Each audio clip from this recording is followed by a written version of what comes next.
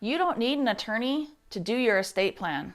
But here are some times when you might want to. So I always say, hey, you don't need an attorney for anything. I pretty much hate attorneys, let's be real, even though, I do have a law degree. There are times when you should have an attorney do your estate plan. For instance, you're not gonna do it. You're not gonna finish it. You're not gonna complete it. You're not gonna go through the steps. That's when an attorney will be nice to have. Obviously, you're gonna pay the premium to do it, but they're gonna handhold you. They're gonna do all the legwork. They're gonna make sure that everything is done for you so it is complete. So that's a scenario one. Another scenario is you have a lot of weird stuff. Like maybe you've got ponies, yacht, chalets, and an airplane. Yeah, an attorney should probably be looking at that stuff. For the rest of us, I hope to have these problems, but let's be real. The rest of us who have maybe a home, we have an investment property, we have some bank accounts, maybe some investments, we got some kids, then you know what? If you're savvy and you feeling confident, you can definitely do it on your own, or we have the ability to help you walk you through those tough questions as well. I would say you don't always need to have an attorney, but sometimes it's really nice to have that attorney. Also, that attorney can give you that legal advice. They can tell you what you need to do, what you should do, as opposed to you being educated and making those decisions for yourself. You might just need somebody to tell you what to do,